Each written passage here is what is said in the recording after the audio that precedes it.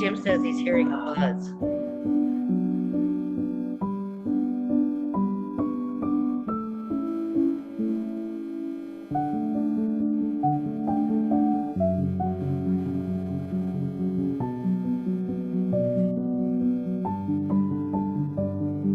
You want these? Want these?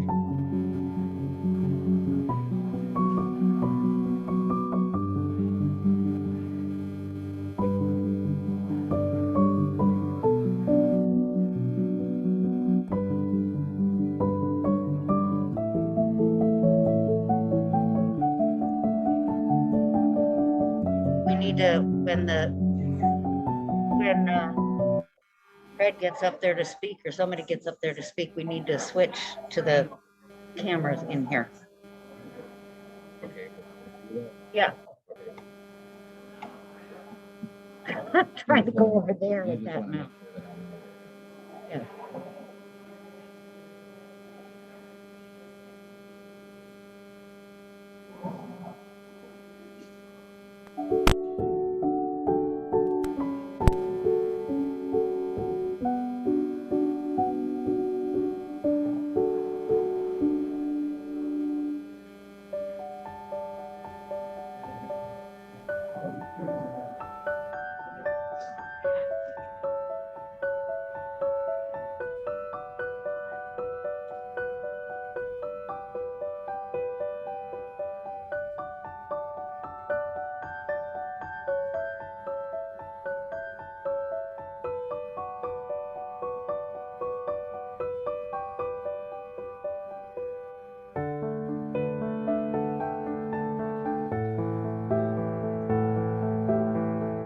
We've got 1 minute, yeah. Fred, 1 minute. 1 minute.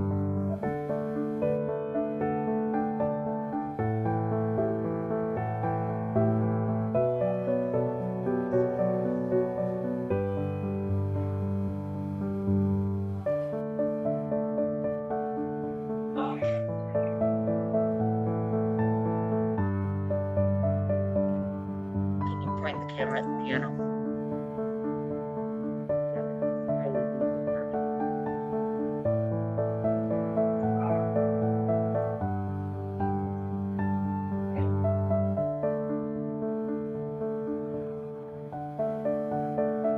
Yeah, none of the group sets are working. They're just not set.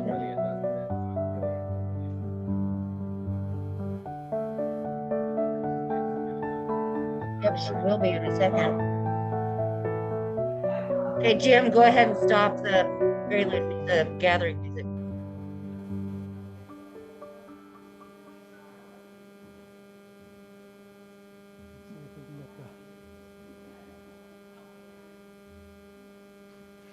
You ready? Your turn.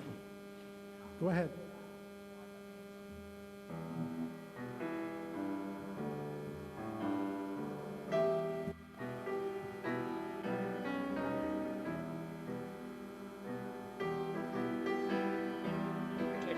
Oh, I need to start this.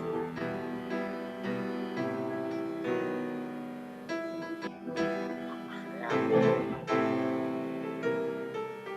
have to sign in to the YouTube stream.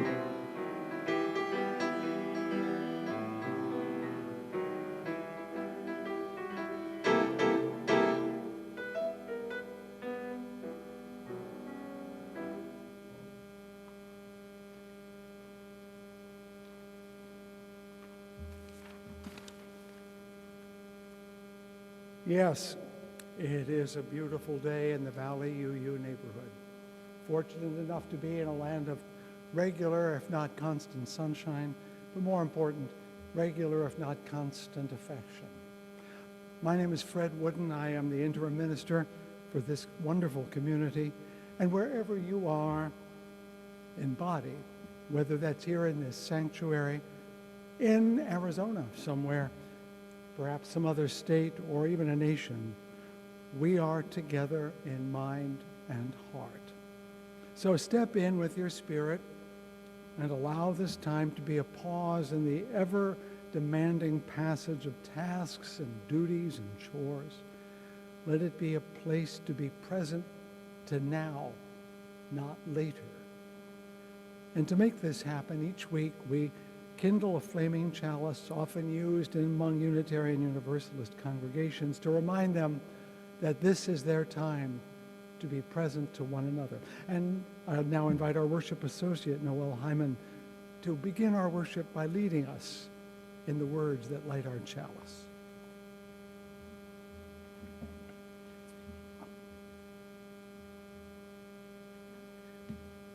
If you have a chalice at home, we invite you to light it with us now. And you can join us as we say our words for lighting the chalice. We kindle this flame, symbol of our faith, for the light of truth, the warmth of community, and the fire of love which calls us to work for justice.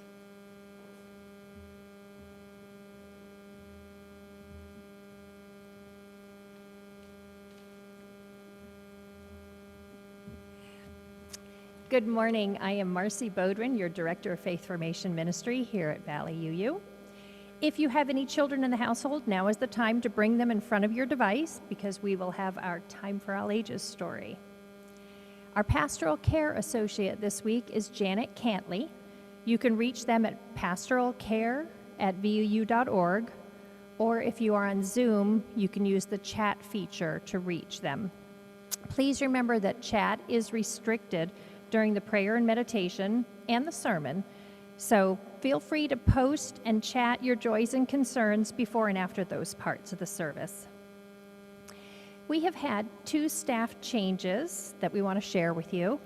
Blake Hyman, who was our tech supervisor, has left us, and so for the immediate future, Libby Bean is filling in with that role. Thank you, Libby. And Laura Gustafson, our congregational administrator, has left this past week. Reverend Wooden and the Personnel Committee are working on finding a successor, and in the meantime, we have volunteers helping us manage our administrative needs. A quick reminder that the Coming of Age program is holding a rummage sale next Saturday. We have a lot of stuff in the sanctuary already, and if you have more things to donate, you can drop them off today between 12 and 4, and Tuesday and Thursday nights between 5 and 8 p.m. Following our service today, Karen Stuckey-Jungerman will be available at the back of the sanctuary with the Invest in Arizona referendum petitions for those who want to sign the 3 petitions, or to check out the clipboard packet to collect up to 15 signatures from your appropriately masked friends and neighbors. Libby will also be available to notarize the signatures that you collect. So our story today. Influential women who changed history because they focused on a field that was important to who they were. They helped the world with their skills, their smarts, and their might.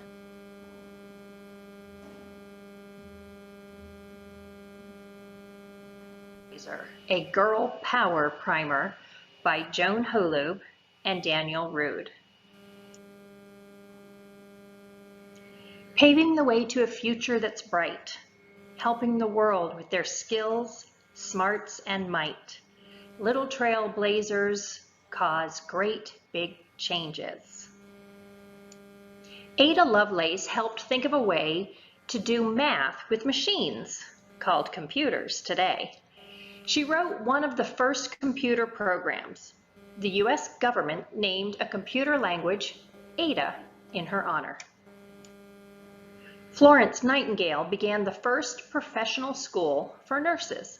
She had the courage and skill to organize hospitals and care for the ill. Florence was nicknamed the Lady with the Lamp. Rosa Parks caused a big fuss by not giving up her seat on the bus. Her bravery helped change an unfair rule that African Americans could not sit by Caucasians on a bus. Hey, hi. Maria Tallchief was the first prima ballerina of the New York City Ballet and the first world famous Native American ballerina. So when you're done, I'll treat you. Wilma Rudolph wore a leg brace as a girl, yet she became the first American woman to win 3 Olympic gold medals in track and field. They're talking, Sonia Sotomayor and that's is coming the first through as Latina well judge as the book. and the 3rd woman to serve on the Supreme Oh, Court they've got this of the problem with United the damn. States. Ruby Bridges was the first African American child at her school There. and helped change things for kids of all colors to now learn together. I just got in. Maya Lin is the architect and sculptor who created the popular V-shaped Vietnam Veterans Memorial in Washington, D.C. Malala Yousafzai helps girls everywhere to be treated in ways that are kind and fair. She wants all children to be free to go to school. She is the youngest person to win the Nobel Peace Prize. And there are a lot more women trailblazers that you can learn about. Frida Kahlo, Joan of Arc, Bessie Coleman, Elizabeth Blackwell, Lucille Ball, Margaret Tubman, Indira Gandhi, Nellie Fly, so many more.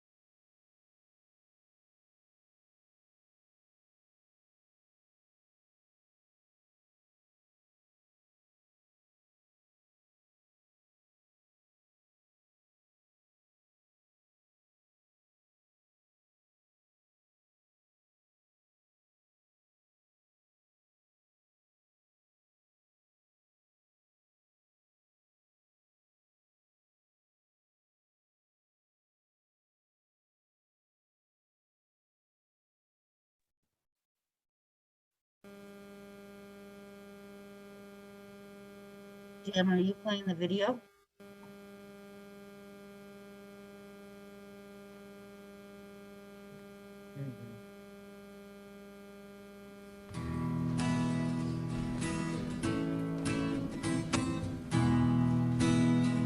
When our heart is in the holy place, when our heart is in a holy place, we are blessed with love and amazing grace. When our heart is in a holy place, when we trust the wisdom in each of us, every color, every creed and kind, and we see our faces in each other's eyes, then our heart is in a holy place. When our heart is in a holy place, when our heart is in a holy place, we are blessed with love and amazing grace. When our heart is in a holy place, when we tell our story from deep inside, and we listen with a loving mind, and we hear our voices in each other's words, then our heart is in a holy place. When our heart is in a holy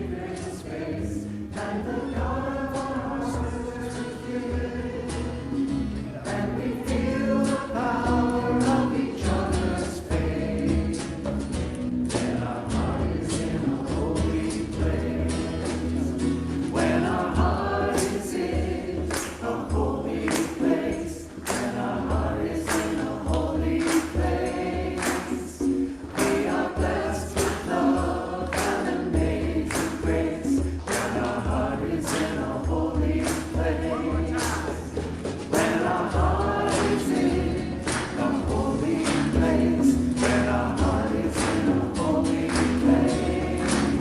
We are blessed with love and amazing grace, when our heart is in a holy place. When our heart is in a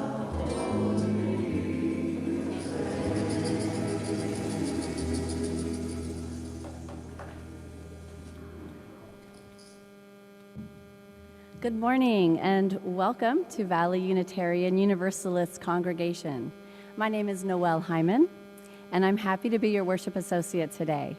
We want to welcome all of you who are here today, whether you're here for the first time or you've been coming together with us for a while, whether you're one of the few who are here in person in the sanctuary or you're watching at home, from home via Zoom, like most. You are welcome here no matter what you believe, where you come from and what your skin color is, or who you love. We're glad you're here and we thank you for joining us. If you are new to our congregation, you will have an opportunity to stay and meet with Dr. Reverend Fred Wooden over Zoom. He's our interim minister, and if you would like, at the end of the service, you can meet with him. At that time, we'll tell you how you can do that. I'd guess that all of our childhoods possessed a few running themes based on our personalities and the overall character of our neighborhood and the people in them. A constant and major theme of my own childhood was a persistent drive that I felt back then to make money. I'm pretty sure this had something to do with the existence of a liquor store fully stocked with lots of candy, 1 block from my house at the edge of my neighborhood, and I was allowed to walk to it with my older sister at a young age and buy candy if I had any money. But the problem was money, because I didn't have a regular allowance. So I was always coming up with business ideas, money-making ventures that I pulled my best friend Anna into. She followed my lead in these ventures even when it meant digging through all the neighbors' trash cans and stopping the garbage truck to have them give us some time to look at the trash in the big gaping opening so that we could dig for aluminum cans within our reach, which we then sold to the liquor store for recycling. And yes, I really did that. It's kind of gross when I think back to it. But my neighbors were not super dedicated to bagging all the trash like people do now. And so there were lots of easily accessible pop and beer cans that we collected. In my mind, my neighborhood was full of resources for me. From all the neighbors' discarded aluminum cans to sell to one neighbor's well-groomed roses.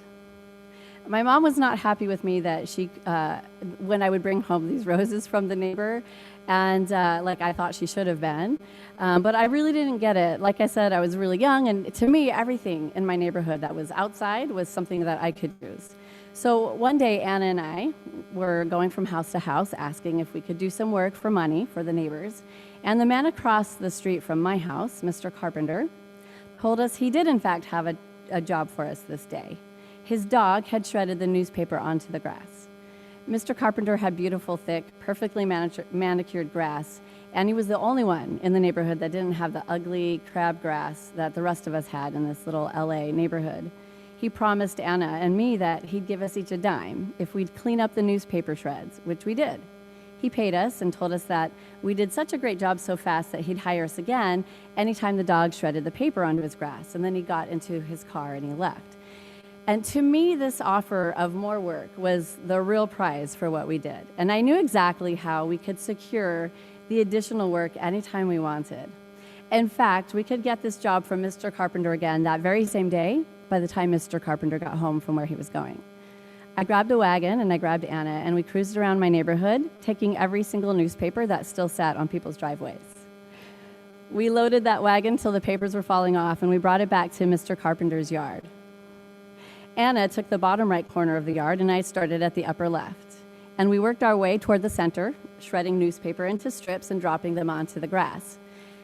I sold Anna on my vision of the beautiful grass being entirely and completely covered with not a single blade of grass visible under the layers of shreds. I'm a little bit of an overachiever that way. Amazingly, the question of the ethics of my business plan never even occurred to me. And not until I heard my mom's panicked and kind of pitchy yelling of my name across the street from my house and when I ran to her to see what was wrong, I kind of started to get this sense that what I was doing was wrong. Like I was just wrong completely. So when I told her what we were doing, and she didn't even have an explanation for it, she just kind of dropped her mouth, I think. But I got this sense that something wasn't right, and it sort of happened very automatically and suddenly. I think it had to do with seeing things from Mr. Carpenter's point of view when I saw her anger and panic at me. And I'd been stuck on the idea that getting money, that was really all that was in my head, just I need to get money. But suddenly now I could see it from his perspective. And this revelation that I was doing something wrong, I think was what really opened that up for me. Suddenly that little mafia-style business approach that I had taken, you know, the idea of causing a problem that I could then solve for pay was not ethically okay. So now Anna and I were in a panic because who knew how long Mr. Carpenter would be gone? And for sure he would be mad, and maybe he'd never hire us again. So Anna and I ran back across the street to his house. We picked up every single shred, every layer of newspaper, and we did it all before he returned home to see what we had done with his prospective job offer. So it ended well for all parties involved and included a nice little moral at the end for me and Anna. Tomorrow is Labor Day, and Dr. Reverend Fred Wooden is our minister today with some thoughts on how work embodies and expresses spiritual values. That will be later in the service, but for now I would like to introduce him as he speaks to us about something else first.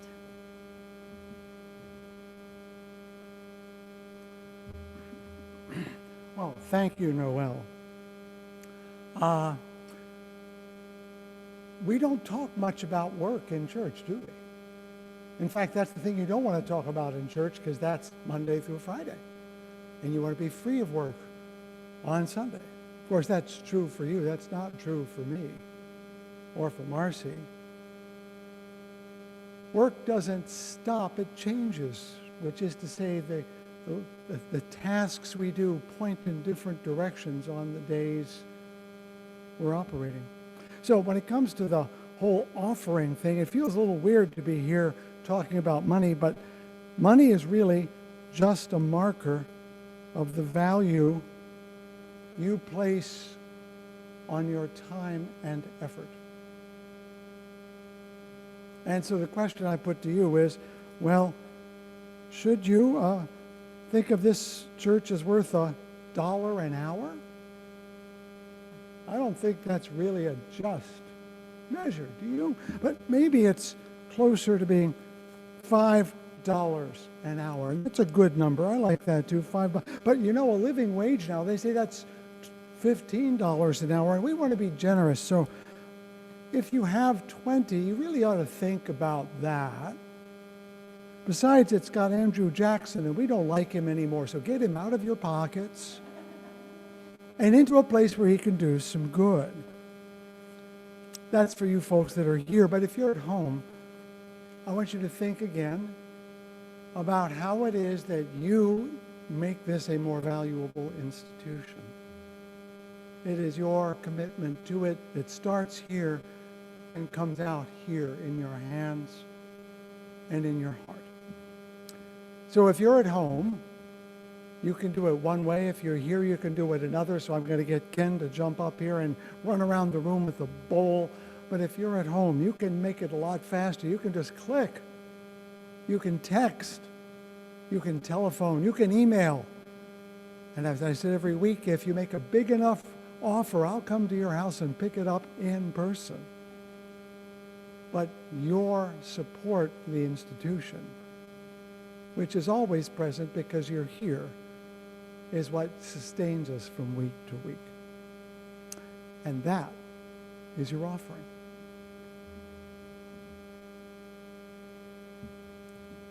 As we move into our centering and meditation time, I invite you to close your eyes, and with your attention, follow your next breaths into your body, centering your feeling awareness throughout your whole body, but especially where your breath concentrates in your lungs.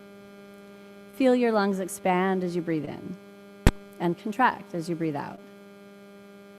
This is what it means to be present here and now, to feel what is present within your body with your feeling senses. Notice what this rhythm feels like, this rhythm of lungs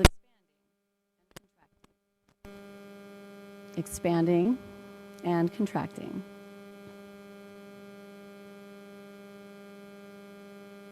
For the rest of our centering time, we will have Linda Horton play a hymn for us. I'd like to thank Linda for playing all of the live piano music for us today and being our guest pianist, for her service and for offering her time and talent. If you're at home and the gray hymnal book is at home with you, and you would like to sing along, please turn to page 128. I'd like to highlight two of the verses as we spend this next little moment continuing our meditation. So two of the verses from that hymn. For all that is our life, we sing with thanks and praise. For all life is a gift which we are called to use to build the common good and make our own days glad. For sorrow we must bear, for failures, pain, and loss, for each new thing we learn, for fearful hours that pass, we come with praise and thanks for all that is our life.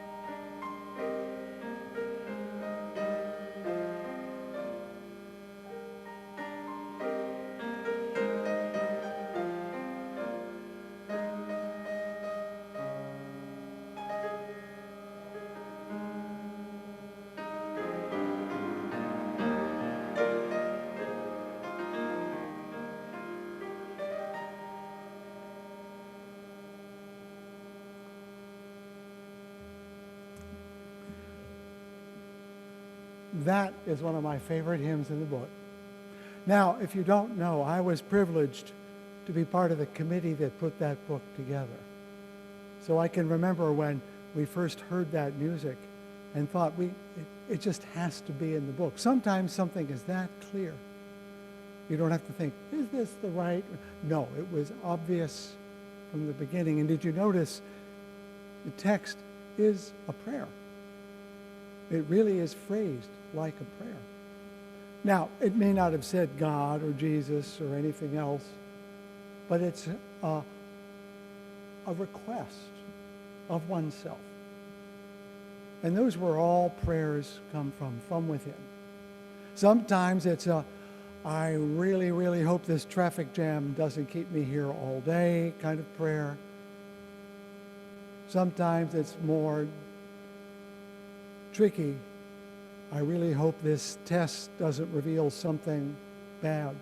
Sometimes it's, please let me win the lottery. These are all prayers. Some of them can be rather selfish, I admit. But they are all requests we make of ourselves. That's really what it comes down to. That I be able to be present in a way that is true and whole and good. For all that is our life, we lift our hearts. I can't even remember it anymore. But for all that is our life is the prayer. When you gave money a few moments ago, you made that prayer. When you're here at this hour, you made that prayer. And every time you do, you build the common good. With that hope and heart and mind, we pause again in the music to be grateful for all that is our life.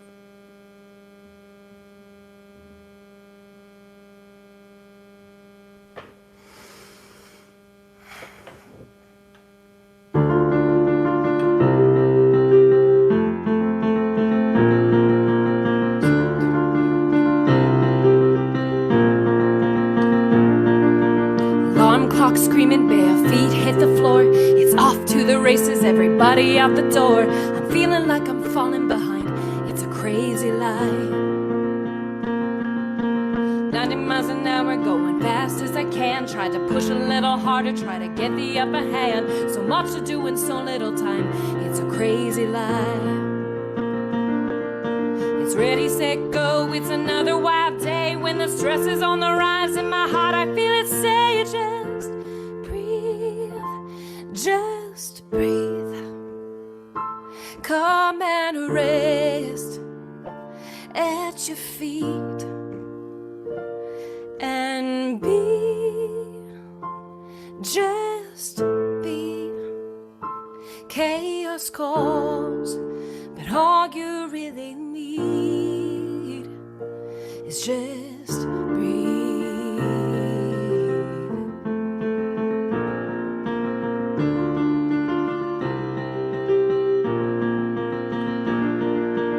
Third cup of Joe just to get me through the day. Wanna make the most of time, but I feel it slip away. I wonder if there's something more to this crazy life. I'm busy, busy, busy, and it's no surprise to see that I only have time for me, me, me. There's gotta be something more to this crazy life. I'm hanging on tight for another wild day. When it starts to fall apart in my heart, I hear it say, just breathe, just breathe. Come and rest at your feet and be, just be. Chaos calls, but all you really need is to take it in and feel your love's the peace of God that overcomes. Just breathe. Let your weary spirit rest. Lay down what's good and find what's best. Just breathe. Just breathe. Just breathe. Come and rest at your feet and be, just be. Chaos calls, but all you really need is just breathe. Just breathe. Just breathe.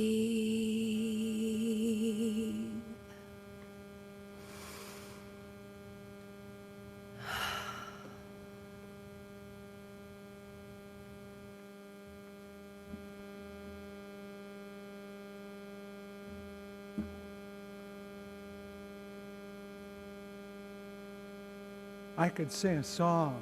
I'll try. It won't sound nearly as good as Katie. I've been working on the railroad all the livelong day. We all learned that song, but I lived it.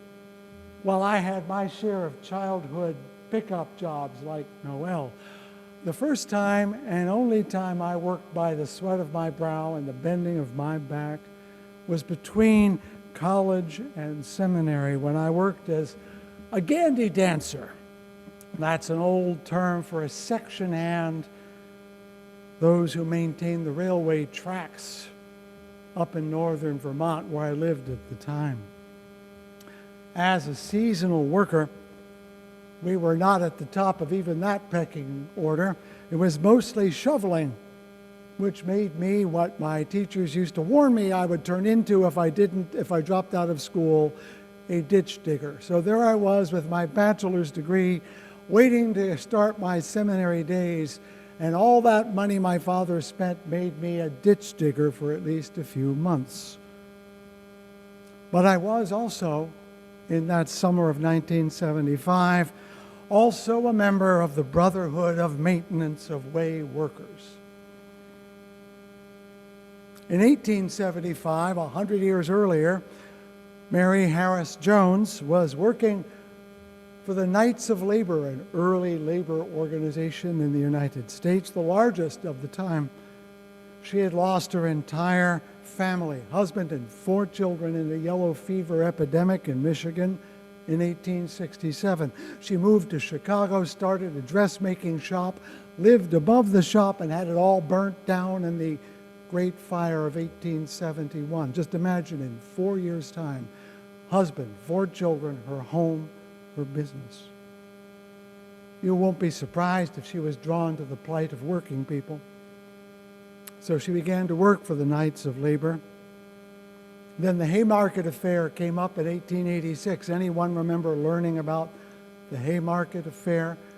It was a labor demonstration in Chicago, Haymarket Square, and someone threw a bomb in the middle of it and blew up a number of people, including some police officers, terrorists, anarchists. We've heard those phrases before.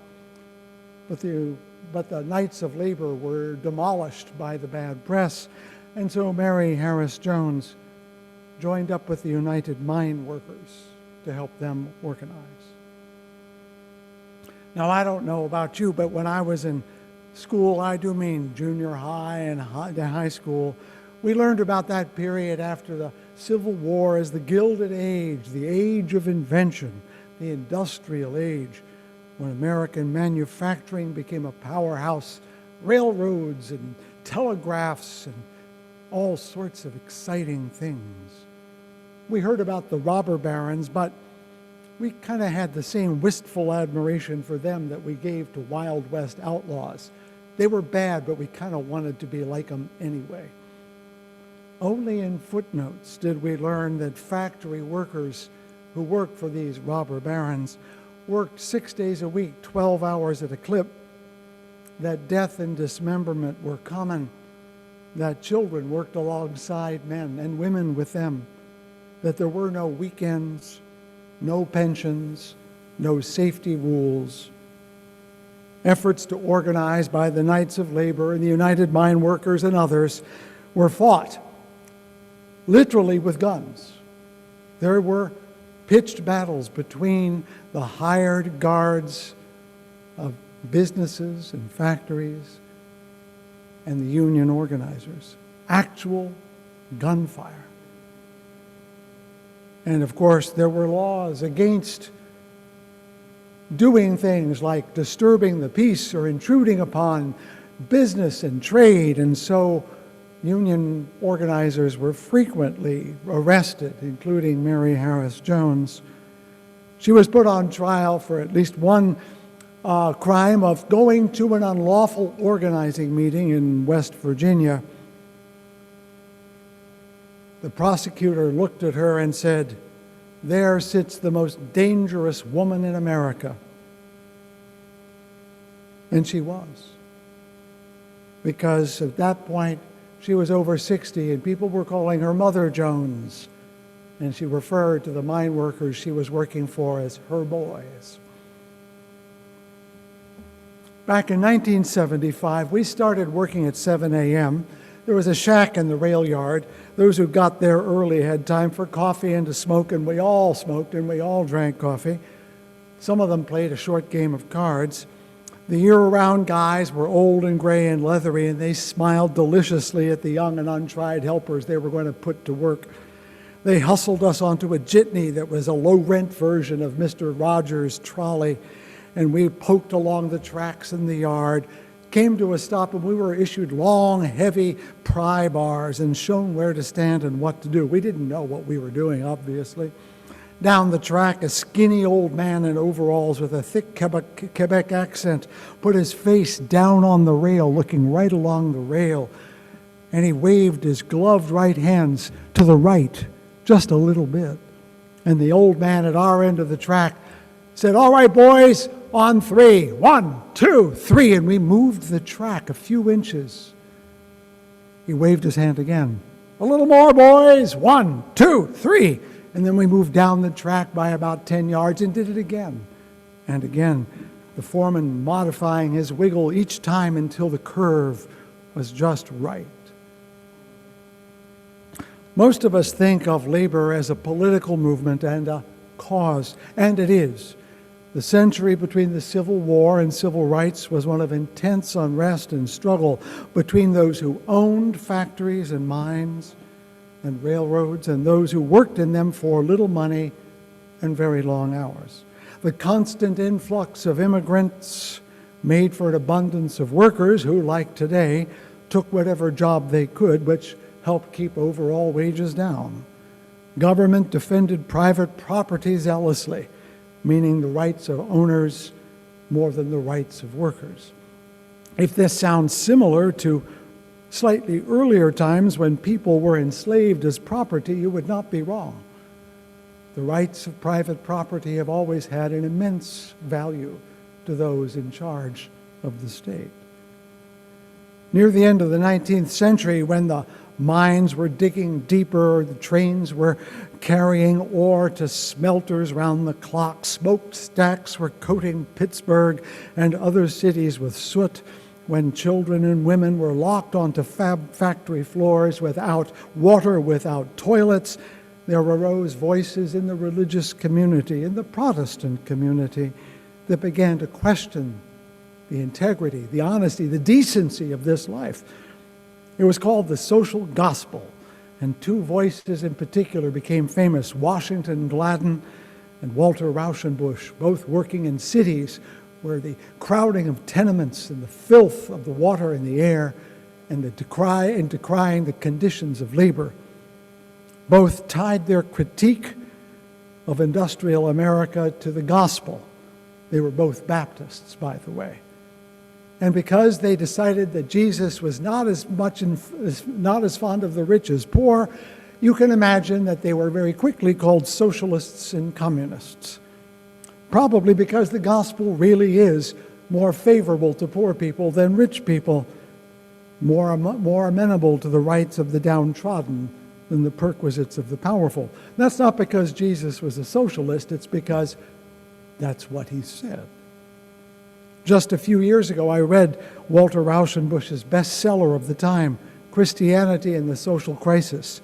It was as searing in 2010 and 11 as it was in 1910 or 11, and you should read it now because it sounds all too pertinent. But Mother Jones, she was not Protestant. She was Catholic, Irish Catholic, not your favorite kind of Catholic. A large portion of the industrial workforce that Washington Gladden and Walter Rauschenbusch were working for were Catholics. They were Irish Catholics, Italian Catholics, Polish Catholics. So while the Protestant social gospel pointed a finger at the owner class, the Catholic worker movement spoke to the dignity of the working class. In 1891, Pope Leo XIII issued a famous encyclical called Rerum Novarum, New Things, which addressed the issues of industrial life.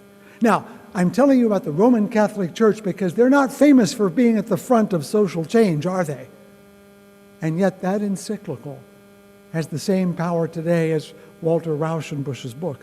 Odd as it may seem, those basic Catholic social principles are still in place, and what's more, they are consistent with our values as Unitarian Universalists, and we would do well to learn them. Pope Leo XIII was out in front before any of us were born. Now, I can't lift them all up here, and I'll leave that to you. Rerum Novarum, look it up when you go home, along with Walter Rauschenbusch. That's your homework. If you're already at home, wait until I'm done with the sermon. One of the key elements of the Pope's encyclical was the dignity of the worker and the dignity of labor itself. The reasoning was, if you're a good Catholic, we were made in the image and likeness of God, and to treat workers merely as machines themselves was fundamentally unchristian. He's right. And to treat their work as a mere means to an end is inhuman. He's not wrong. Whether you believe in it or not, there's a long tradition back to the Bible of looking at work as both essential and dignified, worthy of the worker. Who remembers The Lilies of the Field, that movie with Sidney Poitier? And there he is with the Catholic nun trying to explain in her broken English why he should get paid, and points to a passage where it says, and the worker is worthy of his hire. But how much is that? As little as you can get away with, or as much as you can pry out of them? Because that was what was happening in 1891. That's what's still happening in 2021. If you happen to be an immigrant or undocumented or working in a field not covered by the Social Security and other laws. Ancient society understood that labor was real and it mattered, and the person doing it mattered. It was also of spiritual value, not just for the sake of making money. It improved the world, not just your pocketbook. To give an example of how that came to life, I'm going to move from the Bible up to the 12th century. I'm going all over time today, aren't I? I'm going to introduce you to Giovanni di Bernardone. Born to wealth and luxury, at the age of 25, he had fought in wars like good Italian men, been imprisoned, suffered a fever, and during that time renounced his worldly life and retreated to a tiny chapel outside the city where he lived, a little chapel called San Damiano, where he was visited, he said, by a voice telling him to repair my house. As you can see, it is falling to ruin. And he did exactly that. He started picking up stones and putting back the stones in the walls because they had fallen down. And when he had done it with that little chapel, he went to another one and another. And all around the city where he came from, he built up the chapels by hand. You want to know what that city was? Assisi. For this was how St. Francis began his monastic life, literally with the work of his hands. Francis is perhaps the most approachable Catholic saint in the world, and we understand why. His life speaks of humility, simplicity. Christians and non-Christians alike find his example wonderful. It began with the simple value of doing work, of putting stone upon stone, of doing what he could to repair the world. Repair the world. There's a phrase. Maybe you've heard that before. Maybe you've heard it in Hebrew, tikkun olam. It is the obligation we have to repair the world because we humans tend to break it a lot. Our work, our labor should be about repairing the world, not just replenishing our riches.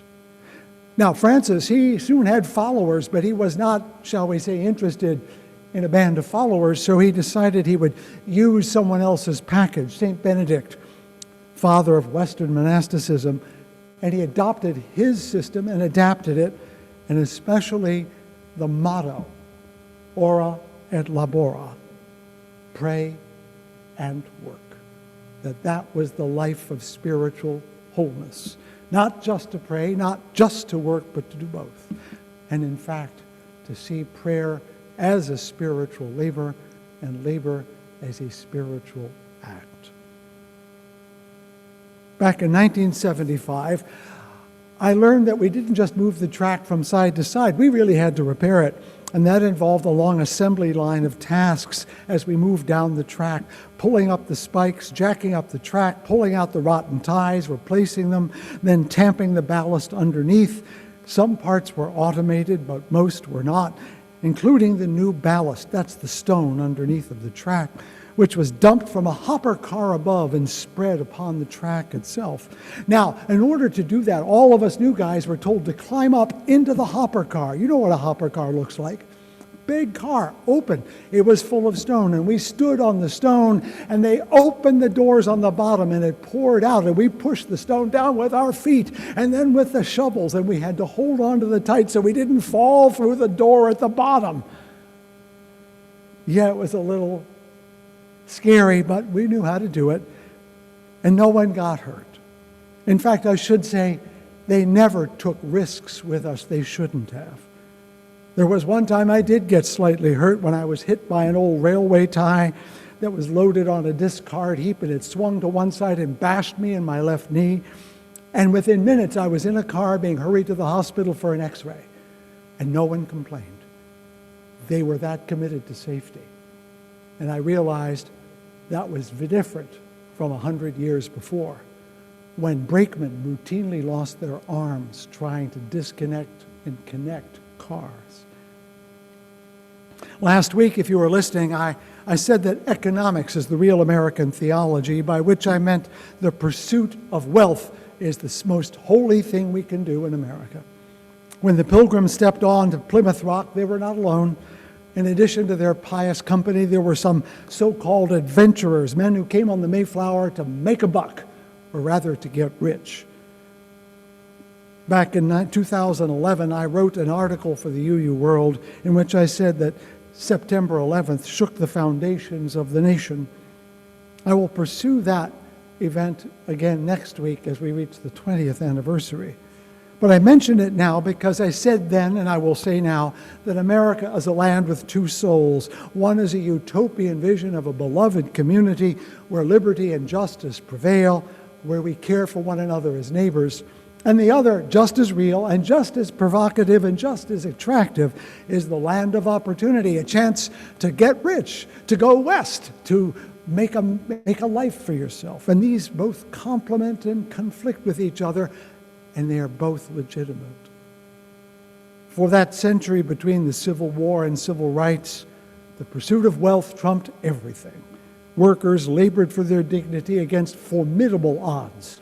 Government reliably favored private wealth over commonwealth, power over principle, property over humanity. And when workers did rise up, and they did, and often violently, it was condemned as criminal and communist. But eventually, labor got us the 8-hour day, and not just the people in the unions, people not in the unions. The 40-hour week, 2 days, not just 1 day not to work, the right to have lunch in the middle of your shift, the right to relieve yourself without being punished, the right to be human on the job. It cost thousands of lives. Women, children, and men, and everyone who has ever earned an hourly wage owes every one of them a debt. We live in different times now. It's very libertarian. The Gilded Age has come back again with a vengeance. No, we don't have Rockefellers. No, we don't have the Carnegies and the Fricks, but we do have the Jeff Bezoses and the Elon Musks, and they are adored as American saints of success, people to be imitated, not questioned. Money is again the measure of all that matters, and those that have it matter, and those that don't do not.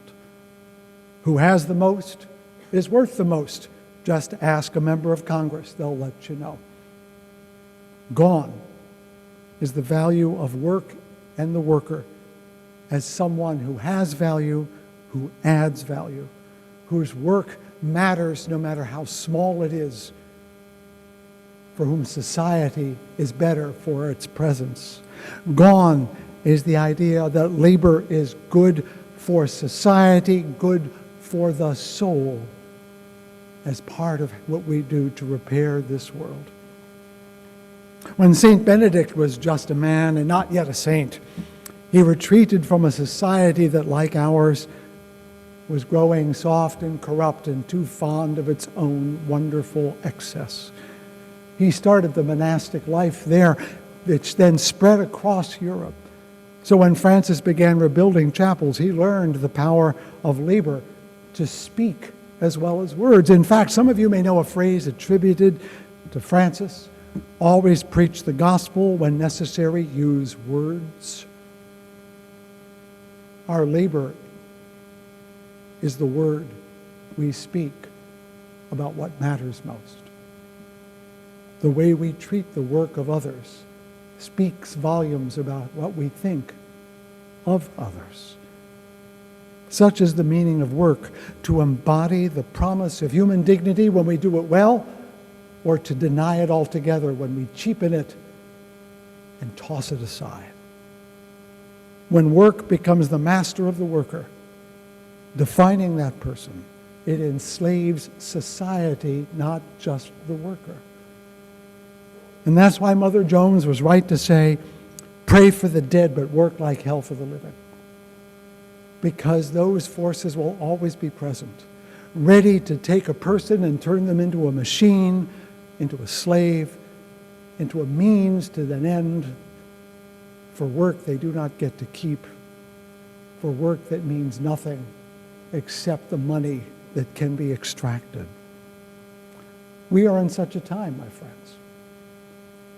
There is a story told that when Reinhold Niebuhr, the great social critic, invited the great theologian Paul Tillich to go with him to a union workers' party, he was surprised to find that Reinhold Niebuhr got in front of the crowd and started railing against the owners and the corrupt bosses and the capitalists. And Tillich famously said, "Why, Reine, I didn't know you could be so demonic in public."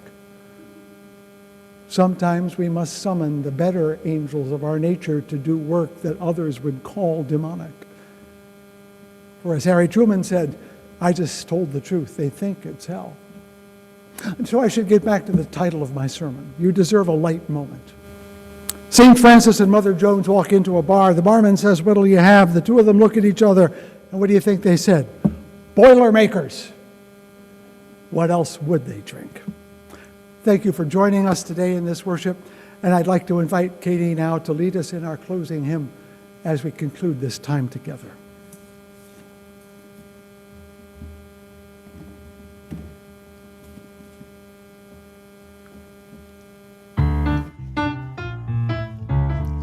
I invite you to use this song to move your body and really step into what does it feel like to do what Spirit says to do, to be aligned with that inner voice. So go ahead and stand up wherever you're at. If you're alone or if you're with loved ones, stand up. I know it's not the same as dancing together in the sanctuary, but it's okay. It might feel awkward, but it's okay. It's a good practice to lean into what may feel uncomfortable or what we know is right within ourselves.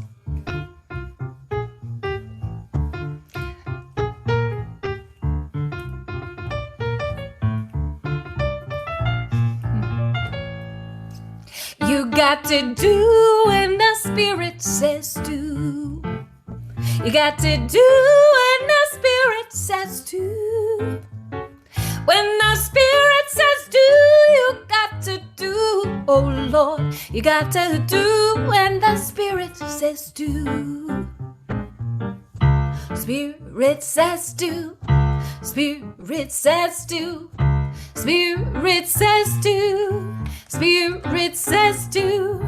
Spirit says do. Spirit says do. You got to dance when the Spirit says dance. You got to dance when the Spirit says dance. When the Spirit says dance, you got to dance. Oh Lord, you got to dance when the Spirit says dance. Spirit says dance. Spirit says dance. Spirit says dance. Spirit says dance. Spirit says dance. Spirit says dance. You gotta sing when the Spirit says sing. You got to sing when the Spirit says sing.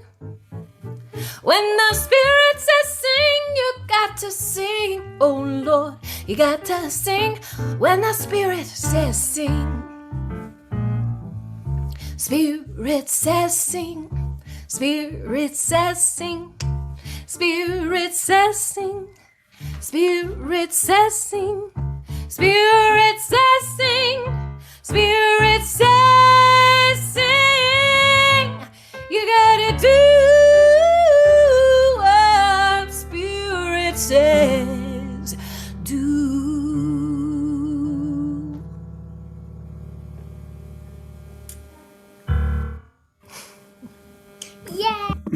some words of Abraham Lincoln as we reach the end of our time together. As labor is the common burden of our race, so the effort of some to shift their share onto the shoulders of others is the great, durable curse of the race. As I would not be a slave, so I would not be a master. This expresses my idea of democracy. Whatever differs from this to the extent of the difference is no democracy. How far are we from democracy? You have to decide. But we are not there yet. And we will have to meet like this until we have done that. So, Noel, would you come and help us move forth into the next week and help us extinguish the chalice? Yes, please join us in extinguishing our chalice. Join us with our final words. Though we extinguish the chalice, our connection to each other and this community remains. May its light guide us this week as we walk the path of justice, speak words of love, and fill our world with compassion until we meet again. Those of you who are at Zoom or on Zoom, watching via Zoom, if you want to stay for the breakout room, you'll get a little invitation and you can join there, or you can rush out and not join. If you would like to stay and meet with Reverend Fred, please decline the invitation and don't join, and just stay where you are. Thank you so much.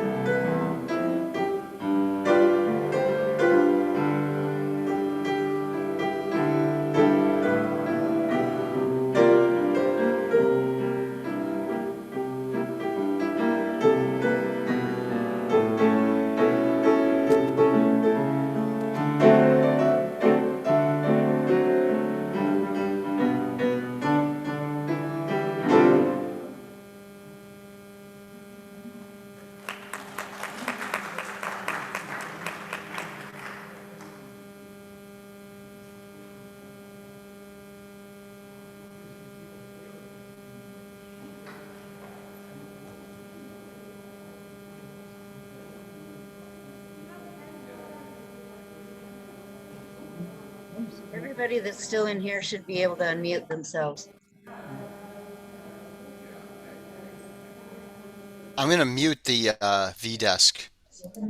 It stops the buzzing unless you need that microphone. Okay, yeah. No, I really don't think it was a cable. I think it has to do with the way that signal is being bridged from the soundboard to the V-Desk machine. Yeah, we'll work on it. Hopefully it'll be better next week. Yeah. Yes. My daughter's a living too. Oh, really? Yeah. Oh, nice. Is it Elizabeth? Yeah. Yeah, me too. Yeah. But I always knew I was going to call her Libby. I just like that name. Oh, yeah. So Yeah. we're just moving here, so she'll be coming down once we sell our house in Iowa. Oh, okay. So, Cool. yeah. Cool.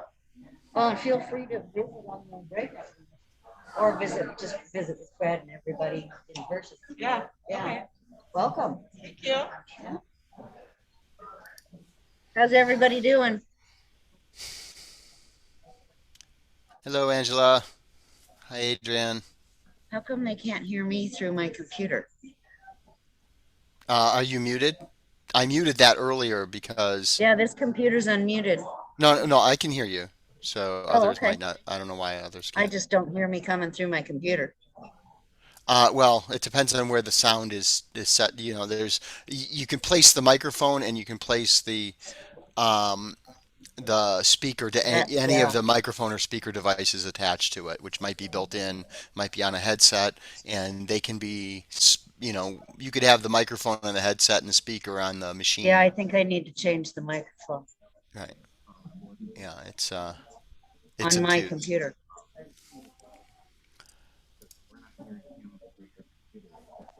Mhm.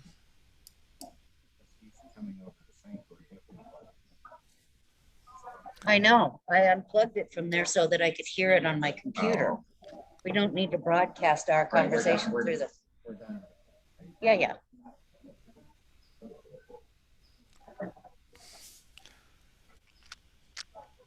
Everyone, hi, Debbie and Rick. Hi, Adrian. We can hear you. It's just coming out of Mike's phone instead of my computer. I didn't set the timer for the breakout.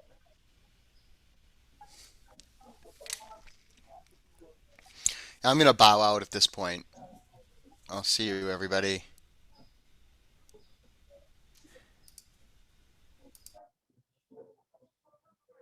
There we go.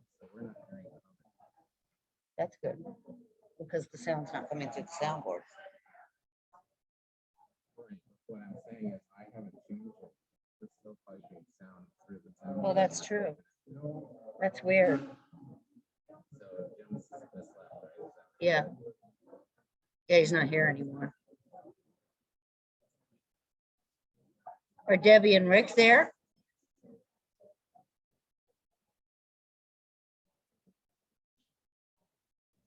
There's nobody in here.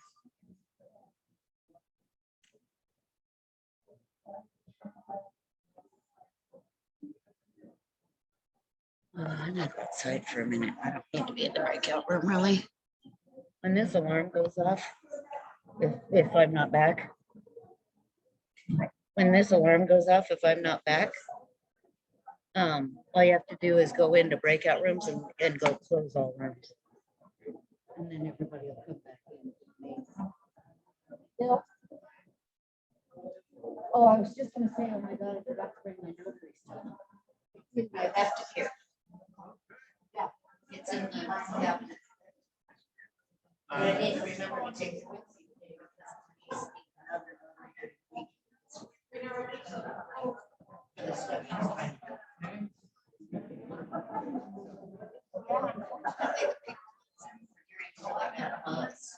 I heard that. I think it's the cable that we're using to get the sound from I the don't know. I'm visiting that now though because I haven't changed anything. We're still using the same cable, and now that those settings or whatever you changed over there, there's no everything sounds. People are waiting for the reverend to talk to them on. No, that's just how to close the breakout rooms when the timer's up. Oh, okay. No, but he was wondering whether or not. Did anybody, because reverend's not in front of any camera. He went back over to, he'll go back over to his office and get on it. He's talking to people in here right now. Yeah, And there's nobody's talking here. yeah, it'll be over. It's got 7 more minutes. I mean, yes, but is there anybody that's? There's nobody that's unmuted. I know, but I'm saying, is there anybody that's not in the breakout room? Yeah, the people that are showing up That's what here. we're seeing here, so Evan Right. Anderson. And It's those the people- the V desk. Those So, people may be wanting to talk to Fred, yeah. right. I know, but See, he's we're on here. still in here. I know, but he's talking to pastoral assistants. Well, I can't make it You know run what back else over the was, office. you know what else was curious though, is the time lag between the live Yeah. and the video was way bigger than it used to be. Well, and it was not that big Well, last that's night. because the audio that we're getting in here is coming through Zoom back to The video, yeah. yeah, that's what I assumed. No, audio. Well, that's because the video too, there's a two, Right. and it used to be about half a second. Now Right, it's a but 2 it's, second. that's because they're coming from two different sources.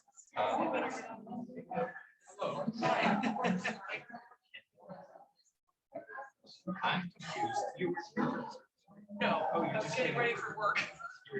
So, Oh, okay. Yeah. Let me go outside and sit for a minute and then I'll notarize. This is your work uniform. Yeah, yeah. Last time we took 3 flights today. Just like, Can I have 5 minutes outside and then I am? Well, Yeah. right, yesterday morning. Trust. So when that alarm goes off. yeah, you want to bring that window back. Yeah. Well, there's somebody.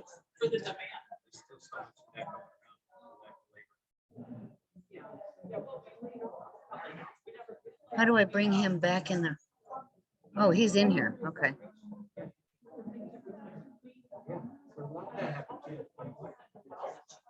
She was gonna hang in there 2 more years. But they- Hi, Rick. She's done. You wanna? I think that's a lot of people got early retirement. yes, 1,000 lines instead of 16,000. And we need to clean it. Yeah. By the end of the year, we'll get about half back. Because it takes weeks and half weeks for training. Not really good. The other ones that I get, No, no. Well, and then we did have like, we had a lot more take 6 months time off. But they're still on the list to come back, so, you know, those, they had the option. With the callback, if they didn't want to come back, so yeah, leave in addition to the. so you. Yeah.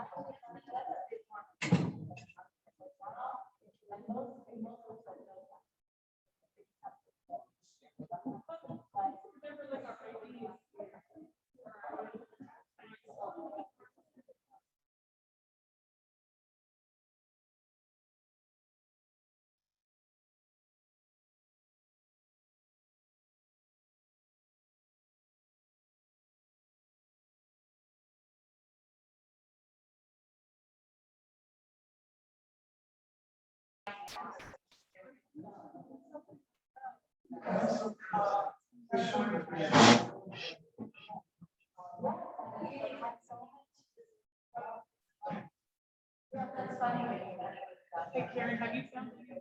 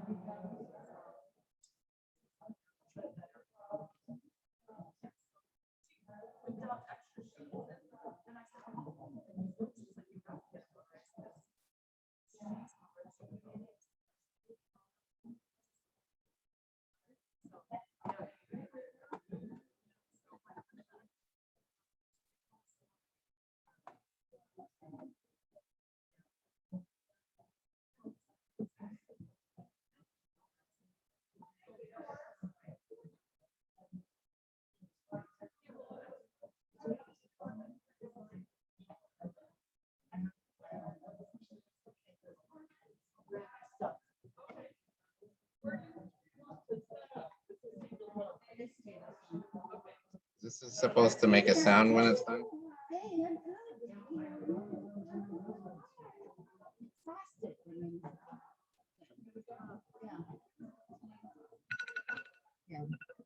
I already did. Oh, okay. Okay, I got a notarized thing. Okay.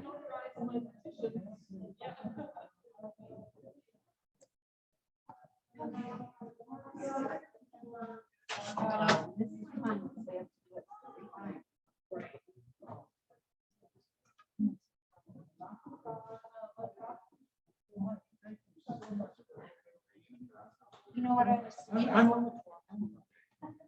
I just wanted to chat with you. You know what I was thinking? That once we get that interface in the recorder from Amazon, it should be better because that's an interface, not an adapter. It's the exact same as what we're using right now. Oh, it's got video inputs and stuff like that too. What I could hear. So you ordered something separate I than ordered, what we talked no, about? I ordered the exact one we talked about. That doesn't have any video. And what are those coax thingies that are sticking off the side of it? That's tiny transfer. Oh, those are, that is just the audio. Oh, okay, okay. Yeah, those are these types of connections right here. Instead of having these kind of things that are prone to having problems. Right. It's this type of connection. Oh, These okay. are called RCA phone Yeah. calls.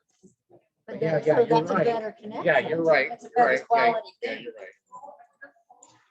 I wouldn't say it's the best quality, but it's better than this. Better than this, yeah. Okay, I gotta find what I did with my. So now that everybody's back, like, is there supposed to be a time limit for them? No, we'll just let it go for a while I'm and gonna then. go grab the wireless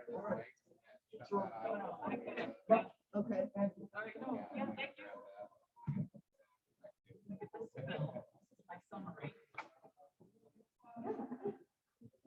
So yeah.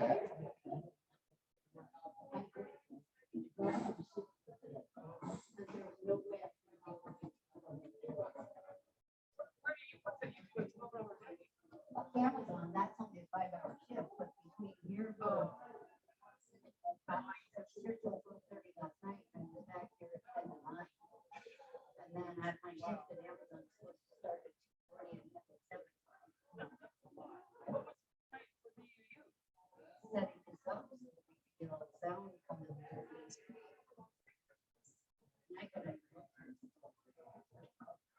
Is that every Sunday? No. Oh, is there something new with this setup? Yeah. Oh, I didn't. Getting the on the projector and getting the sound coming from the sound in the Zoom, from Zoom into the sound.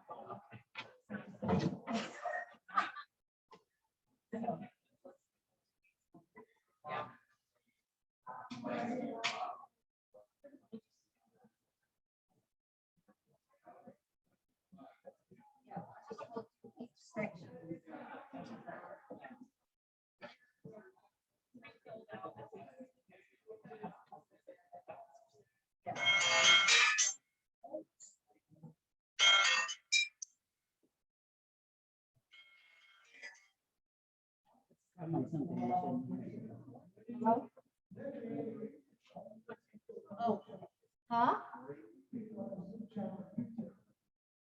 Oh. Hold on, folks.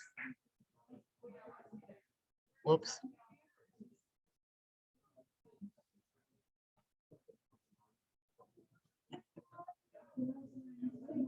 That's not what I want.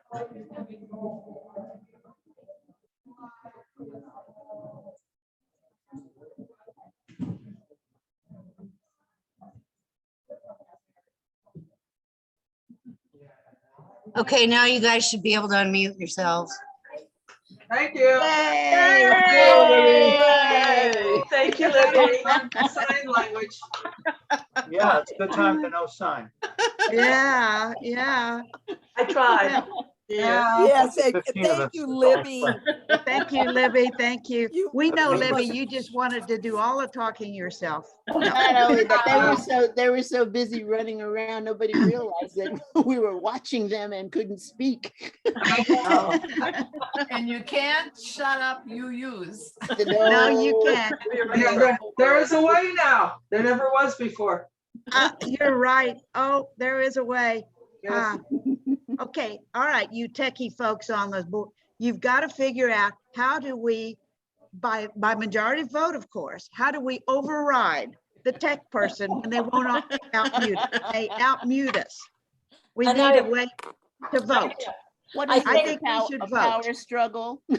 Yes, yes. I would like to amend that motion by saying first that we thank the techies who are trying to survive with the loss of personnel that's going on here. Thank you. Libby, come back, Libby. No, Libby's not here to be appreciated.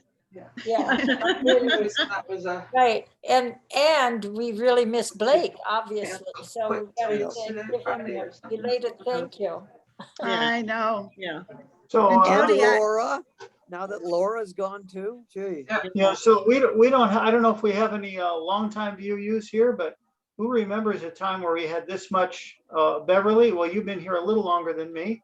Anne, no, I've been here longer than Anne. She got here in 2006. Rick, you've been here a long time. Mary, so have you. Yeah, I'm probably second to Beverly. Yeah, and no, you're right. We've had lots of turnover. When have we had turnover like this in our history before? Never. I think it takes COVID. I think it takes a pandemic. Well, I was thinking maybe in the 80s or 90s, we might have had a period where we had big staff turnover. I don't know. It's Actually, really unprecedented in our you know history. what I've noticed when we've had this big turnover, I've noticed how we are all like little children holding hands crossing the streets. All of a sudden we got very tight. I mean, the last time we had turnover like this was in 2008, 2009. I think so. I think it's what I was going to say too. Except Kelly. Right? Well, but the part of the difference was we had a lot of turnover, minister and staff, but Kelly was at the time we said Kelly was the glue. She was the glue. The anchor. And she, as long as she was there, we kind of had that continuing presence. Some of you. Well, and now it's Marcy who's been the glue. Yeah. Marcy's been the glue. Yeah. But we didn't have COVID then. We could still get together. Didn't have new technology to deal with. No, and we could. What's all that noise? We could see. They have. Oh, I see. It's Libby. It's Libby. They're talking. People at church. Yeah. Last week, you couldn't see. I was about to say, Libby had muted us. We need to mute Libby. Can we mute Libby? Let's see. The people who were online last couldn't see how many of the techie people were involved in just getting this whole show on the road. There were about 15 people like plotting and pulling cords and connecting people on different levels. So it's quite a team. I know Mike Anderson, Rick Shopakowski, and a lot of people in there. As we were leaving the service last week, they were coming in trying to get the damn thing working again. Michael. We have Wendy as a spy here, so she can tell Fred what's, oh, they muted themselves. Yeah, Wendy, you can tell Fred. You can tell Fred. Hey, Now we can't hear. People are leaving, but now we can't hear in the large group because Libby's microphone is on and it's picking up everything in the sanctuary. Yep. This is like a coffee Just to hour. let you know. Sure enough, you know? it is a coffee hour. It is. We are in transition, folks. Just Yeah. be patient. Hey, We're how in do we- transition one more time, I should say. Is it okay just to go down to the service, or do we have to get invited? Does anyone know how to do that? You have to apply, and then they have a lottery. It's in the happenings. They explain in the happenings. But you Oh, know, okay, there are not so many people who have agreed to come, so that, you know, you need to really feel as if, you know, it's hopeless. Okay. I We was there put last our name on the list, but we weren't notified to come. I was there last week, and there were maybe 15 people there. So. Well, I think they've limited it, but Jody, did you say you all put your name on the list and did not get invited? No, we did last week, but we didn't get an email one way or the other, so we figured that was a. Well, they're you have to do it they're trying to put together, they're trying to put together some sort of system whereby somebody receives the message, because there's nobody in the office right now. Oh, so that's why I sent it last Monday. They had all quick answers is not possible. If people want to volunteer to help cover the office and didn't get an invitation, send a note to Deanne that you'd be willing to volunteer. Yeah. Because I think they sent a note out, but if you didn't get one and you're willing to help cover, send an email to Deanne. I'm sure you've got her email. I have one more question. Is there anybody here who hasn't signed the petitions, who needs me to come make a home visit? How many? How many? I've signed 7. Now, if you haven't signed 7, you're not done yet. Oh, I know. And Beverly, I'm assuming that everybody that I'm looking at right now has already signed something. I think so. And I've got petitions. If somebody, well, Bill Elliott left 3, a box of 3 sets, you know, petitions. And I've only finished 4 of them myself, 4 sets. Bravo, Irene. oh, bravo, way to go. I only finished 2 sets and I didn't finish them. I got tired, got as many signatures as I could. It's so hot. I went to the library yesterday and I got 21 signatures. Oh my God. It really worked. I was really excited. It was hot and I was tired and I stayed a long time. But I talked to so many wonderful people, 2 retired principals from schools. There was a lot more people that had already signed because somebody else had been there before me.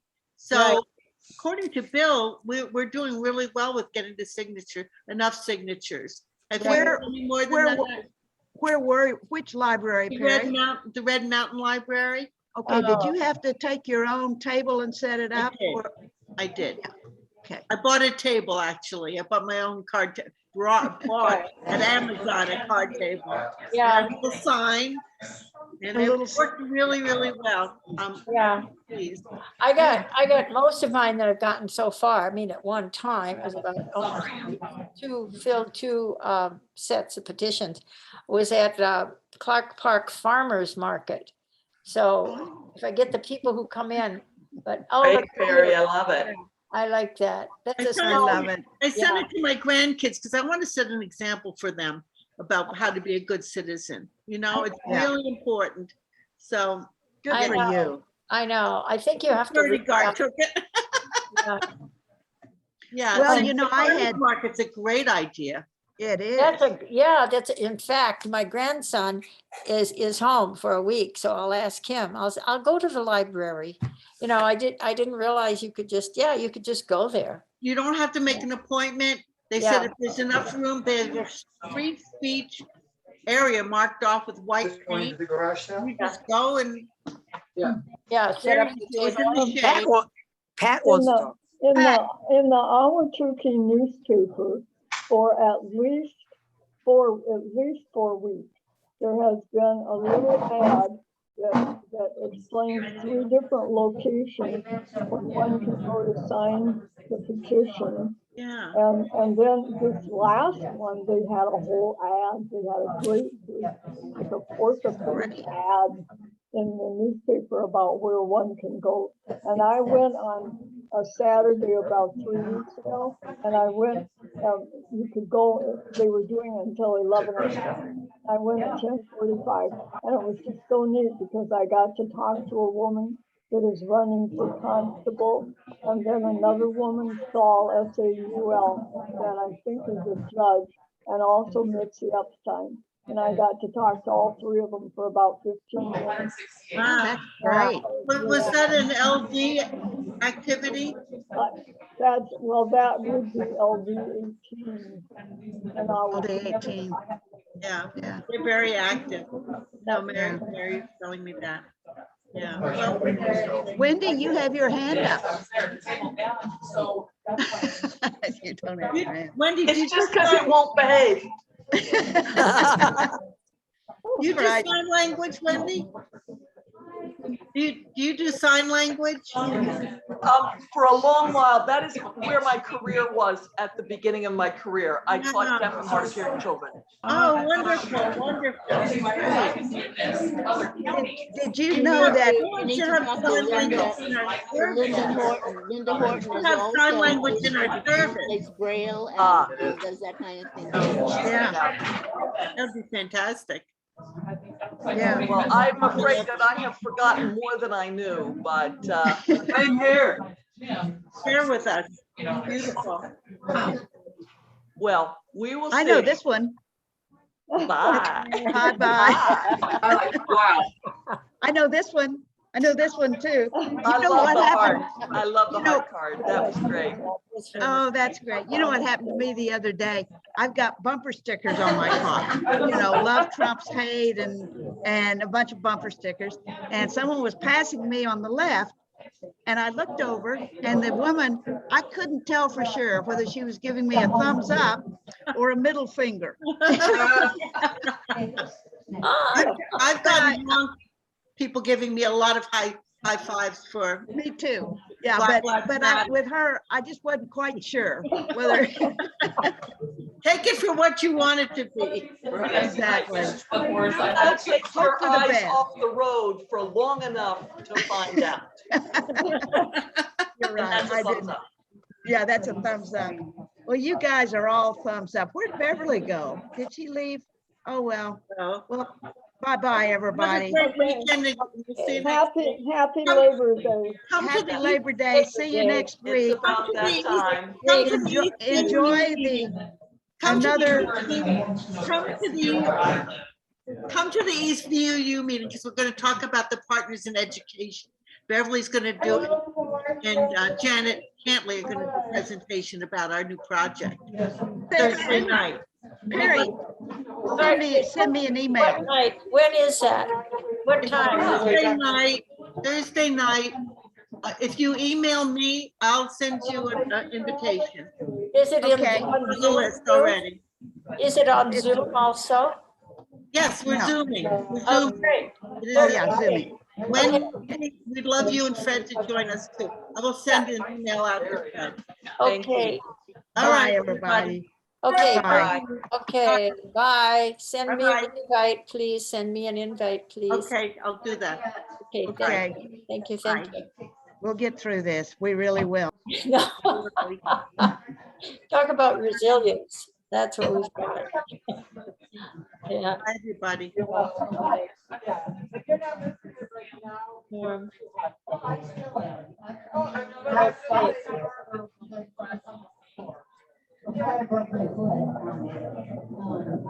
Okay, I'm trying to read.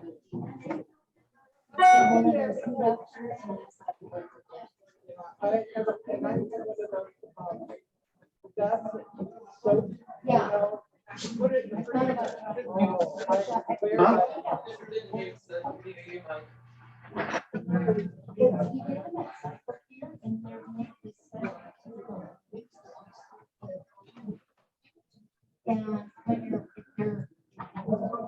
you're not pulling, you're standing still, or when you're moving, there's specifically 4 modes. And when you're moving on the bike, it feels like you're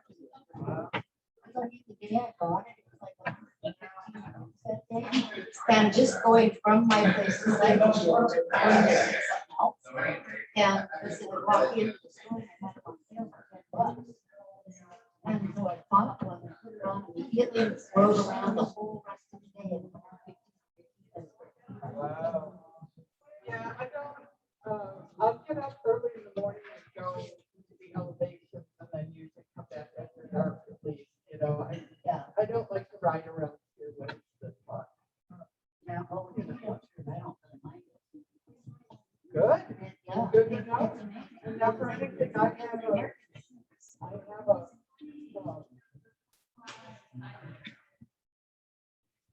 gift card from there that I never used. Oh, I know. I've spent many a dollar. It's called Cycle Gear. Yeah. Yeah, in fact, it's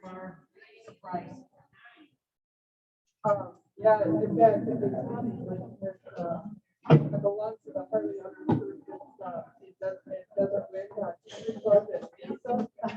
but there's a Cycle Gear right next door. Oh, you know, and so well, I don't the first year I was riding up there, my first accident, I did all this, and I didn't have a jacket on. September 14th, it was 108 degrees, I think. That December, I didn't think I went in there because I was going to get a gift card for Jim for Christmas. And I ended up finding I think it's a goat jacket. And it's the pink one that I always wear. Yeah, go ahead. This one's finished. That's for that set.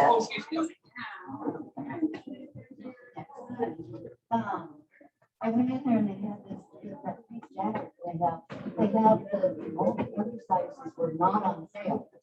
They were up on the wall. They were like $230 or something. I got that jacket for $50 because it was an extra small and apparently they were having trouble selling it. And so I put it, I'm like, so I got it for $50. It told me it was marked down to like 76, and then when I checked out, it was like 50. Wow. I was like, score. Got like a 200 brand new 220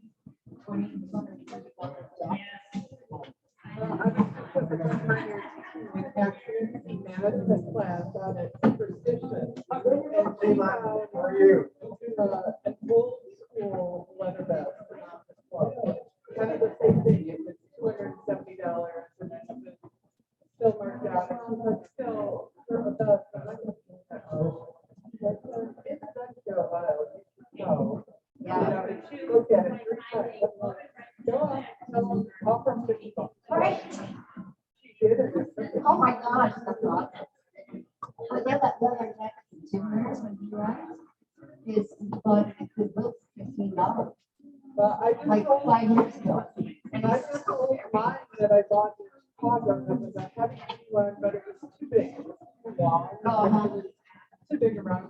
But it was like, it was a $450 jacket. I got it for like $200, but I probably only wore it a couple of times because it was too big, too heavy.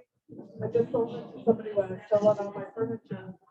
She paid $100 for it, but they didn't like the dog, and he was happy to go nuts. So yeah, in fact, this week finalizing my deal and buying a toy color camper. Now I got to buy a truck and I'm going to on the road. Cool. Remember my camper? Right. Oh, yeah, she's a member here, but she travels all around the country. Like her, everywhere. My son just turned 28. My mom, I had her here with me for quite a while, but she wants to stay in Illinois. It's not good for my son. Yeah. I like to listen. Oh.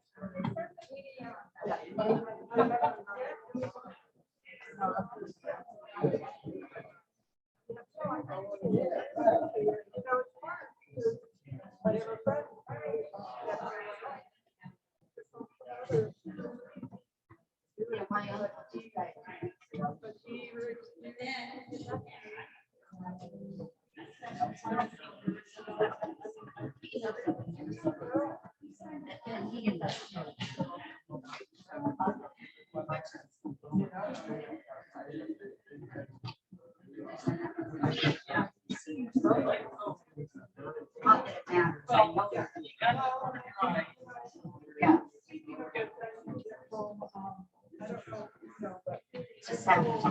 Yeah. Well, yeah.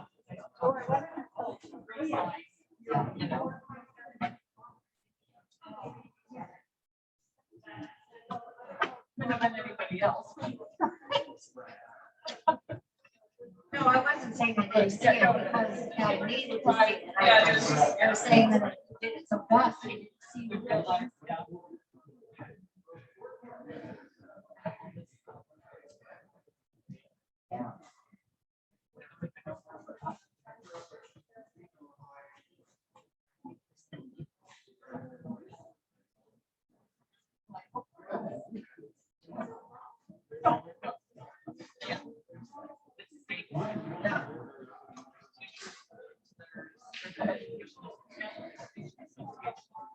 Yeah.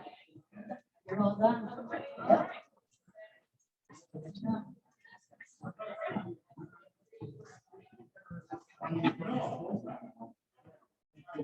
Okay, who's next?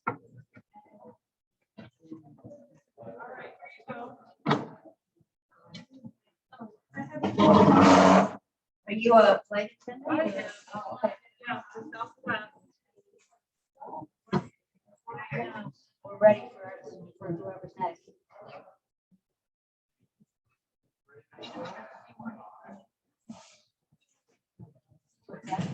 I'm gonna get another blank Oh, you know set. what, real quick? Oh. For the.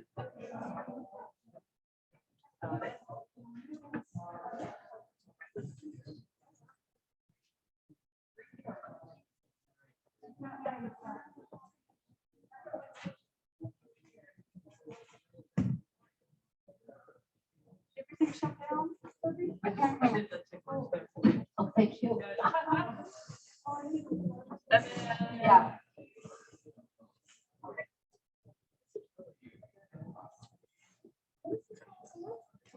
Rummage sale.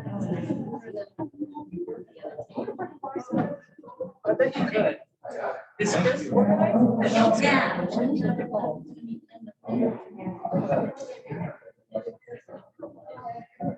Hi, how are you? Good.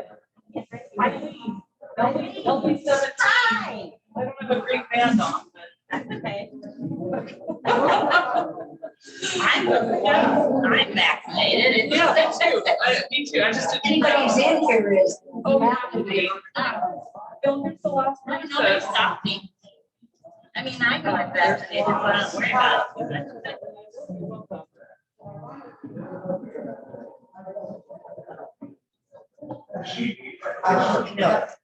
Yeah, but they're from now. So I didn't think I was gonna look at any more of those. Yes, yes. I don't mind. Yes. Oh, that's all right. I'm vaccinated. You want me to put it on? All right, and I'm wondering, maybe I should just check out one more set.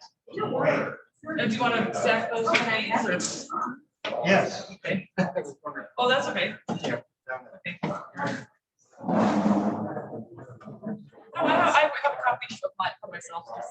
Okay, so I didn't know how you wanted to keep track. Because I know Sammy counted the ones we collected together and added them to the VIP. Did we? And then she didn't count these, but I know however you want to. Eileen, did we fill out the Maricopa up on the top of yours? I did, but where I live, yeah, I'm gonna double check. I filled that up. Okay. I'm pretty sure. It's just where okay. Yeah, let me just check. That's the county spot. Yeah, you gotta put where the people signed on the front. You gotta put where you live. You gotta put where you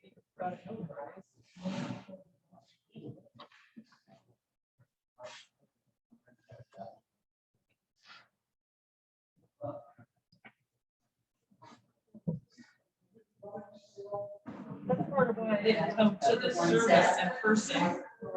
I got a little behind Bill, so signing, signing.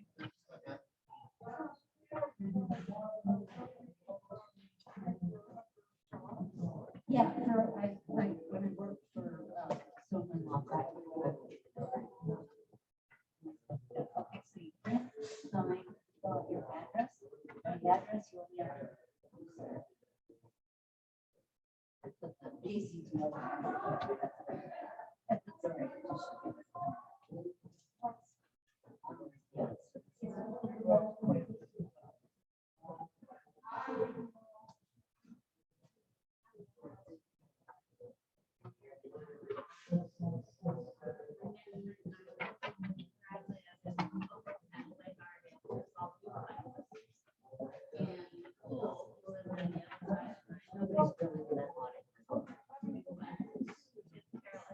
Yeah.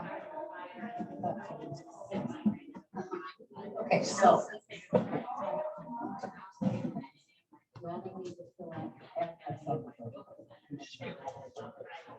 There's one set of three that I think got lost in the shuffle.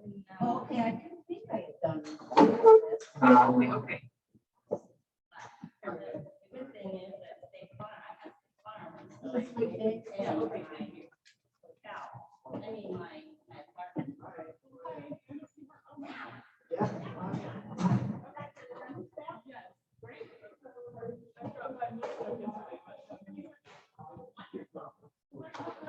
Yeah, do you have more?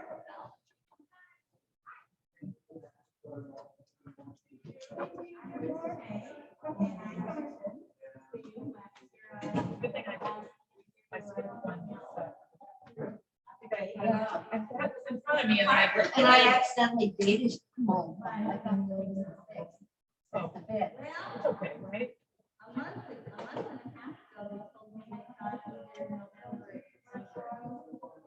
Right.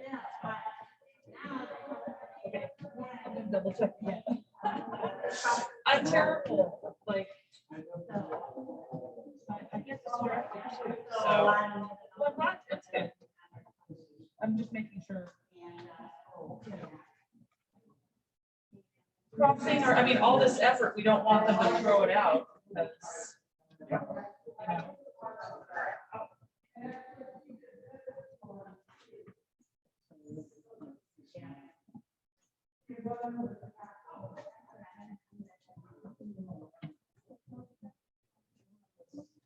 Okay, and then stuff. So you need to do 6, 7, and 8. It just go like this when you're done.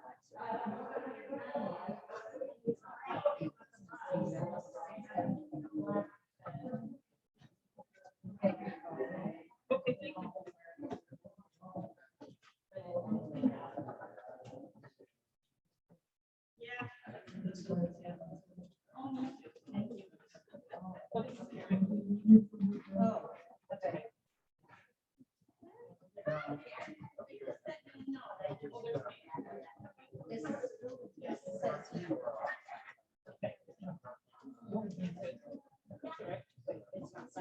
Oh, okay. I just signed.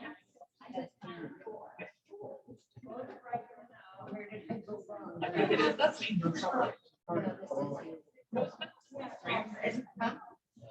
I have 9 Oh, of I'm them. sorry. I thought they were Karen's. Okay. No, no, it's okay.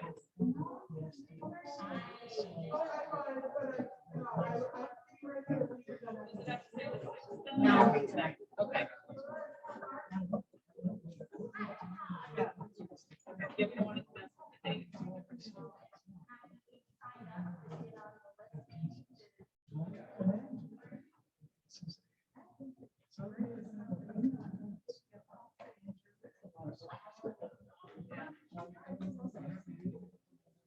I was doing a 3-leg turn today. Yeah, it's Sacramento, Vegas. Yeah, pretty easy. Sundays are done actually. Pretty cold, so we're fine. Yeah.